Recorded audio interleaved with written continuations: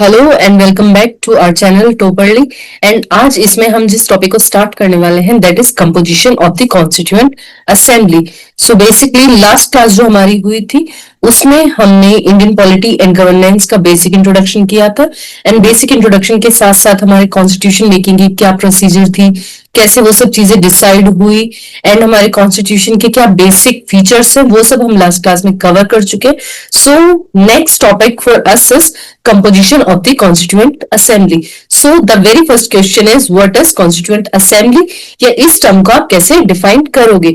So constituent assembly की अगर हम बात करें तो constituent assembly पर्टिकुलरली वो असेंबली थी जो कि कॉन्स्टिट्यूशन फ्रेम करने के लिए, इंडिया के कॉन्स्टिट्यूशन को ड्राफ्ट करने के लिए 1946 में फ्रेम हुई थी। एंड इनफैक्ट इस कॉन्स्टिट्यूएंट असेंबली को फ्रेम करने के पीछे भी अपनी खुद की एक अच्छी खासी लंबी स्टोरी है। बहुत सारे मिशन प्लान एंड साथ ही साथ बहुत सारे ड्राफ्ट एंड कमिटीज वगैरह प्रपोज हुई थी। काफी लंबे टाइम से इंडियन लीडर्स कॉन्स्टिट्यूएंट असेंबली की डिमांड फ्रेम कर रहे थे जो कि finally in the year 1946 under the cabinet mission plan accept हो गई थी। So what is this cabinet mission plan? Cabinet mission plan की अगर हम बात करें तो 1946 में cabinet mission plan British initiative था बेसिकली, जिसके थ्रू उन्होंने क्या किया था, जिसके through Britishers peaceful transfer of power को प्रपोज किया था। एंड इनफैक्ट कैबिनेट मिशन में अगर हम देखें तो there were 3 members. First one was Lord Pethick Lawrence जो कि he was also the head of the Cripps mission.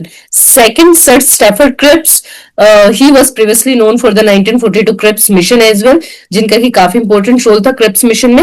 And last one was A.V. Alexander. So basically इस कैबिनेट मिशन प्लान के through ये सारा कैबिनेट मिशन प्लान इंट्रोड्यूस हुआ था जिसमें कि कॉन्स्टिट्यूएंट असेंबली को फ्रेम करने की जो इंडियंस की डिमांड थी उसको एक्सेप्ट कर लिया गया था। एंड फाइनली कुछ चीजें नेक्स्ट फ्रेम हुई थी। सो कॉन्स्टिट्यूएंट असेंबली की अगर हम बात करें तो कॉन्स्टिट्यूएंट असेंबली में टोटली जो प्रपोज मेंबर थे दैट वर टोटली 389 जो मेंबर्स थे इसकी 389 members were further subdivided into 2 categories. First one was British India. British India basically वो territories थी या वो areas थे that directly ruled by the British Crown. So these were British Indian provinces जहां से 296 सीट्स allocate हुई थी। And next category was princely states. Princely states को टोटली 93 सीट्स ग्रांट की गई थी। एंड प्रिंसली स्टेट्स बेसिकली वो एरियाज थे that were directly ruled by the Indian princes, but उनको भी क्या था, they have to accept British paramountcy और सुप्रीमेसी। सो बेसिकली ये 389 सीट्स में कॉन्स्टिट्यूएंट असेंबली की सीट्स को कैटेगराइज किया गया था। अब नेक्स्ट अगर हम बात करें तो method of election, you should know it what was the method of election. क्या कॉन्स्टिट्यूएंट असेंबली के जो मेंबर्स है क्या वो सबके सब इलेक्टेड थे, क्या वो डायरेक्टली इलेक्टेड थे या इनडायरेक्टली इलेक्टेड थे या नॉमिनेटेड थे। So you should know that. अगर हम इनके मेथड ऑफ इलेक्शन की बात करें so what do you think 1942 के फ्रेम के अकॉर्डिंगली अगर हम सोचे तो दैट टाइम पीरियड इंडिया की पॉपुलेशन ऑलमोस्ट 35 करोड़ समथिंग थी। सो इतनी बड़ी पॉपुलेशन में 35 करोड़ ऑलमोस्ट अडल्ट पॉपुलेशन थी। इतनी बड़ी पॉपुलेशन को अगर हम देखें तो voting right at that time grant करना काफी ज्यादा रिस्की था, direct vote universal adult franchise grant करना। सो बेसिकली उस टाइम पीरियड पे कॉन्स्टिट्यूएंट असेंबली को सेलेक्ट करने के लिए जो मेथड चूज किया गया, जो मेथड अडॉप्ट किया गया that was indirect election method.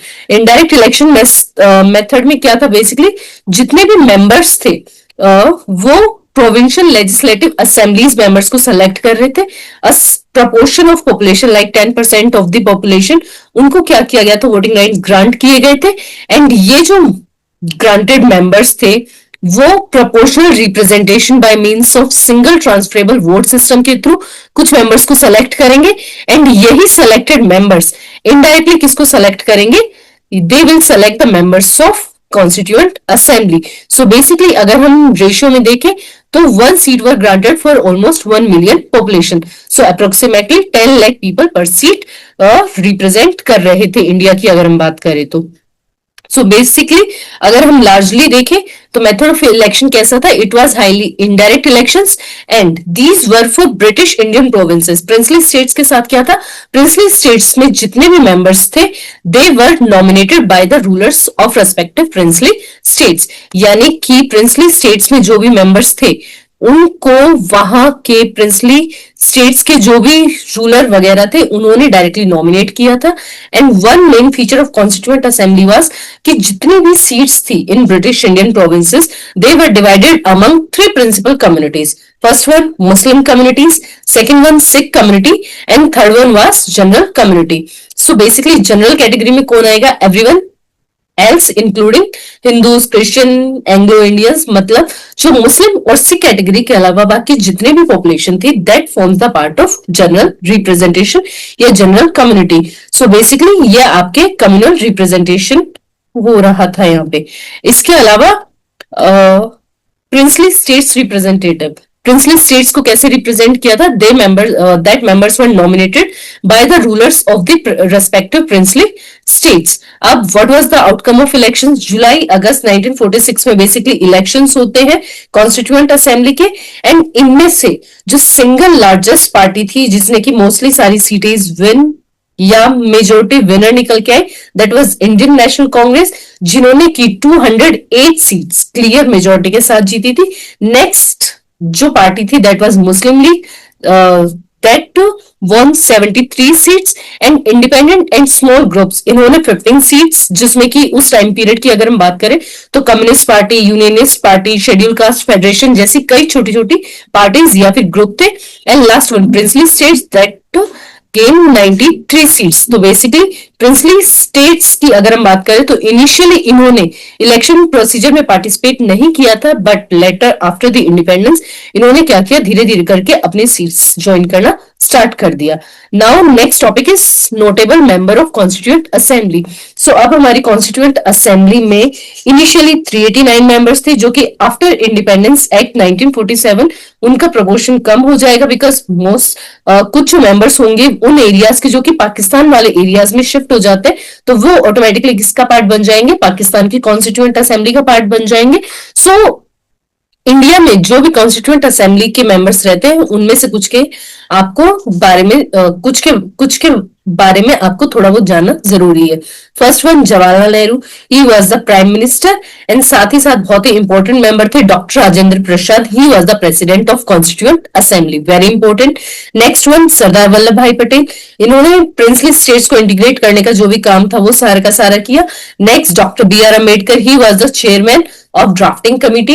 Maulana Abdul Kalam Azad, he was Congress president and a great scholar as well. C Rajgopalachari, he was the last governor general of India. And next one is Sarojini Naidu, जो कि poet, freedom fighter, and इनका भी काफी important role हम consider करते हैं। Next topic is working of constituent assembly. Working of constituent assembly की अगर हम बात करें तो असेंबली, हमारी कॉन्स्टिट्यूएंट असेंबली बेसिकली दिसंबर 1946 से फंक्शन अपना स्टार्ट कर देती है and it continued till November 1949। And जिसमें कि अगर हम बात करें तो टोटली 11 सेशंस वर हेल्ड, और ये assembly it set for almost 165 days to consider the draft constitution. And totally अगर हम बात करें तो the assembly took 2 years 11 months and 18 days to completed work. तो बेसिकली अच्छा खासा टाइम हमारी कॉन्स्टिट्यूएंट असेंबली ने लिया था कॉन्स्टिट्यूशन फ्रेम करने में। एंड टाइम के साथ साथ अगर हम बात करें तो ऑलमोस्ट 64 लाख का कॉस्ट हमारी कॉन्स्टिट्यूएंट असेंबली ने बेयर की थी साथ साथ। एंड ये कॉन्स्टिट्यूएंट असेंबली ने हमारा जो कॉन्स्टिट्यूशन है वो काफी डिटेल के बाद, काफी कंट्रीज पे रिसर्च करने के बाद एंड साथ ही साथ वहां के कॉन्स्टिट्यूशन को इंडियन नीड्स के साथ शिफ्ट करके या मैच करके उसके बाद ही काफी फीचर्स अडॉप्ट किए थे। So our next topic is changes by the Indian independence act 1947। दिसंबर 1946 से लेके अगस्त 1947 तक कंटिन्यूसली मीटिंग्स वगैरह हो रही है, लगातार सेशंस हो रहे हैं। जनरल असेंबली, कॉन्स्टिट्यूएंट असेंबली की जो भी चीजें थी, जो भी टॉपिक्स डिस्कस करने थे वो सब चल रहा है।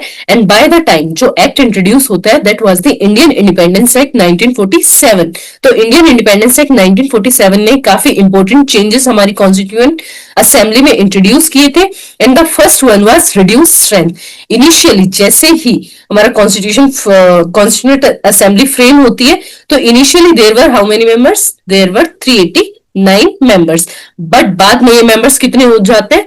These member reduce to the number of 229। और 229 मेंबर्स बेसिकली कहां से थे?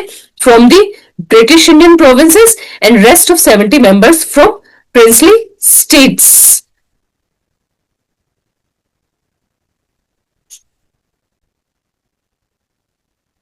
The next change introduced by the Indian Independence Act was it became a fully sovereign body. So जो नेक्स्ट चेंज कॉन्स्टिट्यूएंट असेंबली में आता है वो ये था कि कॉन्स्टिट्यूएंट असेंबली अब क्या थी, फुल्ली सॉवरेन बॉडी हो जाती है. Basically it could now abrogate or alter any law made by the British parliament in relation to India, and one major role was assumed or dual role. यानी कि अब हमारी जो कॉन्स्टिट्यूएंट असेंबली है उसको ड्यूअल रोल प्ले करना था. One was for legislative and second one was as a constituent assembly. Basically legislative assembly से क्या मतलब है, जब तक अब अगर हम बात करें 1947 जस्ट इंडिपेंडेंट हुए हम, एंड इंडिया का जो कॉन्स्टिट्यूशन है उसको बनने में अभी टाइम लगने वाला है. उसके साथ साथ अगर हम बात करें तो इंडिया में फिलहाल पार्लियामेंट जैसा कुछ नहीं था. सो पार्लियामेंट जब तक प्रॉपरली पार्लियामेंट नहीं बन जाती है या लोकसभा या राज्यसभा जैसी चीजें नहीं होती है, ये बॉडीज नहीं बनती है, तो तब तक जितने भी लॉ मेकिंग की प्रोसीजर थी वो कौन कैरी आउट करेगा, that function was performed by constituent assembly. So basically जब भी हमारी constituent assembly it met as a constituent body, तो it was chaired by doctor Rajendra Prasad. Sorry, when it too was met as a constituent body, it was chaired by Dr. Rajendra Prasad, and when it met as a legislative body, so basically it was chaired by G.V. Mavlankar to make honorary laws for the country.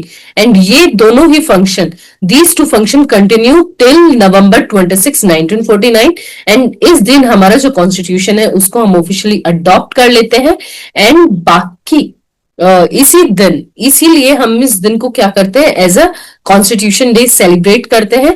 And बाकी क्योंकि 26 जनवरी हमारे लिए काफी important day थी, Lahore session हुआ था इस दिन 1929-30 में. सो बेसिकली उस चीज को रिमेम्बर करने के लिए या उस चीज को मेमोरेट करने के लिए यहाँ पे क्या होता है, हमारा कॉन्स्टिट्यूशन 26 जनवरी 1950 को हम ऑफिशियली अडॉप्ट एंड एनेक्ट कर लेते हैं. तो basically that became our republic day. Next topic is committee of the constituent assembly. So अगर हम देखें तो कॉन्स्टिट्यूएंट असेंबली में 12 मेजर कम्युनिटीज थी एंड बहुत सारी माइनर कम्युनिटीज थी. सो इनसे रिगार्डिंग जो भी डिटेल्स है वो हमने यहाँ पीडीएफ में एंड इस पीपीटी में अटैच की हुई है. So you can go through it. And next one is Minor Committee, Finance and Staff Committee, Dr. Rajendra Prasad, Credential Committee, Aladi Krishnan Swamy Iyer. You can just go through it. And next one is Drafting Committee. सबसे important committee जो है Drafting Committee, उसके बारे में अगर हम बात करें तो basically it set up on August 29, 1947, and this committee was entrusted with the most crucial task. सबसे important task जो था कमिटी का या जिस भी कमेटी का सबसे इंपॉर्टेंट टास्क था वो थी हमारे लिए ड्राफ्टिंग कमेटी. और ड्राफ्टिंग कमेटी बेसिकली अगस्त 29, 1947 को फ्रेम हुई थी. एंड इनका बेसिकली फंक्शन क्या था, to prepare the draft of the constitution. इसके अगर हम चेयरमैन की बात करें तो it was doctor B.R. Ambedkar. He was the chairman of drafting committee and along with him there were 6 more members. N. Gopal Swamy Iyengar, Aladi Krishnan Swamy Iyer, Dr. K.M. Munshi, Sayyid Mohammad Sadullah, N. Madhav Rao, and T.T. Krishnamachari.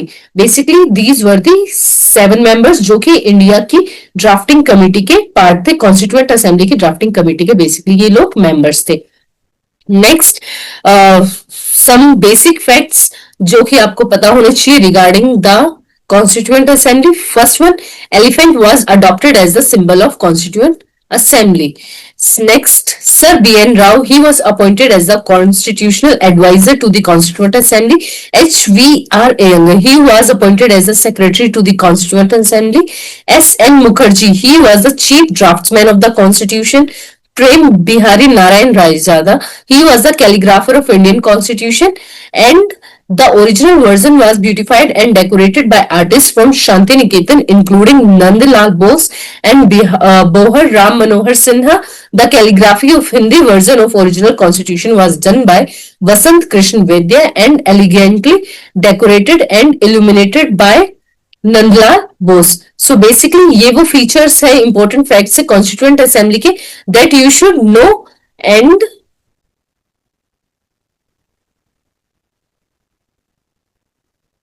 Next topic for us is criticism of the constituent assembly. Indian constituent assembly की अगर हम बात करें तो कुछ points regarding इनको हमेशा से क्रिटिसाइज किया जाता है। इनफैक्ट कुछ फॉरेनर्स एंड कुछ फिलोसफर्स जो हैं वो कॉन्स्टिट्यूएंट असेंबली को कुछ पॉइंट्स से रिगार्डिंग क्रिटिसाइज करते हैं। So the first one is it was not a representative body. Next, it was not a sovereign body. Not a sovereign body means why? Because अगर हम बात करें तो कैबिनेट मिशन प्लान बेसिकली किसने introduce किया था? खुद ब्रिटिशर्स ने। सो उनके प्रपोजल के बाद ही कॉन्स्टिट्यूएंट असेंबली एक्चुअल में फ्रेम हुई थी। तो इसकी वजह से इसको क्या है, सोवरेन बॉडी नहीं कंसिडर किया जाता है। इसके अलावा it was a very time consuming, obviously it took 2 years 11 months and 18 days. So critics call the drafting committee as the drifting committee. Next, dominated by Congress because constituent assembly की अगर हम बात करें तो ऑलमोस्ट 208 मेंबर्स डायरेक्टली कहां से थे? कांग्रेस से थे। लेकिन इस क्रिटिसिज्म को भी हम क्या कर सकते हैं? रिजेक्ट कर सकते हैं, बिकॉज कांग्रेस के अलावा और भी उस टाइम पीरियड की जो भी डोमिनेटेड पार्टीज थी, जो भी लीडिंग पार्टीज थी, वो कहीं ना कहीं इसमें रिप्रेजेंट थी। And not only Congress, it was dominated by Hindu. This is other criticism. And next one is lawyer politician domination. So basically this was the reason that led to bulky size and overly legalistic complicated language of the constitution. So इन सारे reasons की वजह से ही क्या है, इसको थोड़ा सा criticize किया जाता है। So that's all for the day. And इन्हीं टॉपिक से रिलेटेड या इससे अगर आपको कोई भी नोट्स वगैरह चाहिए तो please visit our channel Topperly. And thank you.